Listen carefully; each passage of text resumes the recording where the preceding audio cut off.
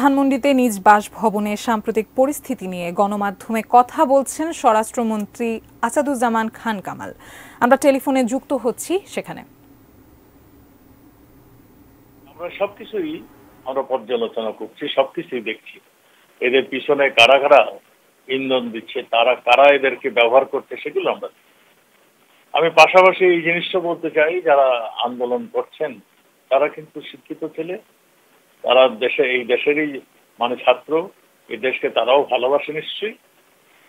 তারা যেই আন্দোলন এত কিছু হওয়ার পরেও, আমাদের সরকার সবকিছু মেনে না যাওয়ার পরেও এই আন্দোলন তাদের থামানো উচিত আমি মনে করি। এবং তারা তাদের ঘোষণা দিয়ে বলা উচিত যে তাদের বাকি দাবিগুলো যেগুলো আছে সেগুলোর জন্য তারা অপেক্ষা করবে। আমরা আমাদের স্বাভাবিক জীবনে ফিরে যেতে চাই, যদি বাকি আন্দোলন না মানে পরবর্তীতে আমরা ঘোষণা করবো, এইরকম একটা কিছু বলে তারা ফিরে যাওয়া উচিত ছিল। কিন্তু এখনো তারা এদের মধ্যে ভাগাভাগি হয়েছে দেখলাম। কেউ কেউ বলছে আন্দোলন থেকে ফিরে যাবে, কেউ বলছে ফিরে যাবে না। আমরা তাদের আহ্বান করব তারা যেন ফিরে যায়।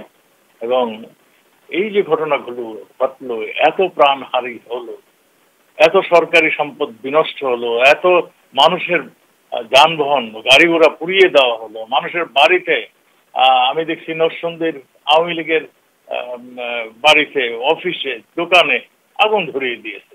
শুধু ময়মনসিংহ নয়, অনেক ডিস্ট্রিক্টে এই ঘটনাগুলি ঘটিয়েছে। এই ক্ষয়ক্ষতির দায়িত্ব কে নেবে? এই প্রশ্নটা মানুষের কাছে কিন্তু এখন আসছে। এই দায়িত্ব কে নেবে?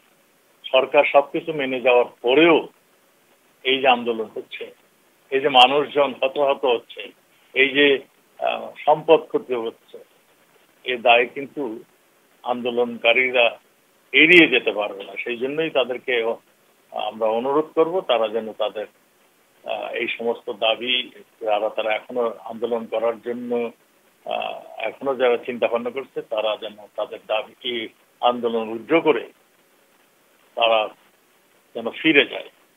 আর একটা জিনিস, আমাদের একটা কমিশন গঠিত হয়েছে। এই হত্যাকাণ্ড, এই যে যা কিছু অরাজক পরিস্থিতি সৃষ্টি হয়েছিল, এই ধ্বংসযজ্ঞ এবং কতখানি ক্ষতিগ্রস্ত হয়েছে মানুষ, কতজন হত্যা হয়েছে এবং কেন হয়েছে, এটা নিয়ে একটা কমিশন হয়েছে। আমরা আশা করি তারা একটা সুন্দর রিপোর্ট আমাদেরকে দিবে। সেই রিপোর্ট অনুযায়ী আমরা ভবিষ্যতে আমাদের সরকার সেই কর্মকাণ্ড পরিচালনা করবে।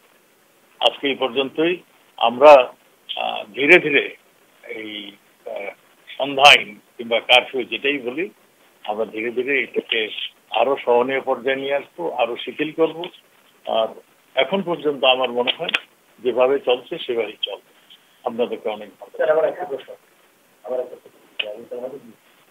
আপনি বলছেন যে শিক্ষার্থীদের আন্দোলন করে দেওয়া শিক্ষার্থীরাও গতকালকে কনফারেন্স করে বলে তাদেরকে ঘোষণা দিয়ে সমাপ্তি ঘটাতে চায়।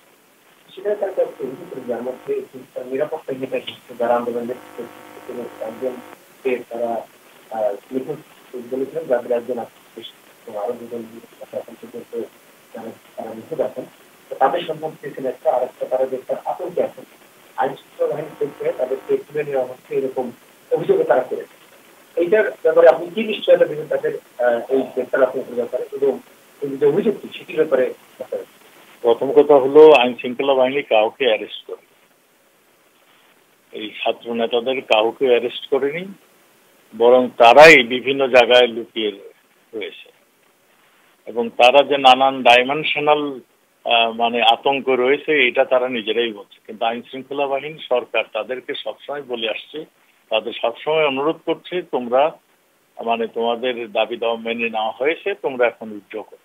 কিন্তু তারা বিভিন্ন, আমি আগেই বলেছি, বিভিন্ন স্বার্থান্বেষী, বিভিন্ন দল, বিভিন্ন গোষ্ঠী তাদেরকে উৎসাহ দিচ্ছে, তাদেরকে প্ররোচনা দিচ্ছে তারা ধ্বংসাত্মক কাজে লিপ্ত হওয়ার জন্য। আমি সেটাই বলছি, সেই জায়গা থেকে যেন সরে আসে।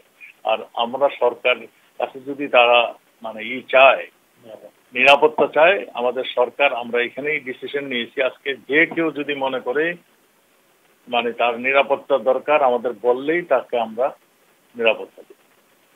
আমাদেরকে জানাতে হবে সে নিরাপত্তা চায়, আমরা অবশ্যই তাকে নিরাপত্তা। তারপরে যে কমিশনটি গঠন করছে হেডকে এবং এটা কতদিনের মধ্যে এটা আইন মন্ত্রণালয় রয়েছে, এটা তদন্ত কমিশন আইন মন্ত্রণালয় ওইটার কথাই।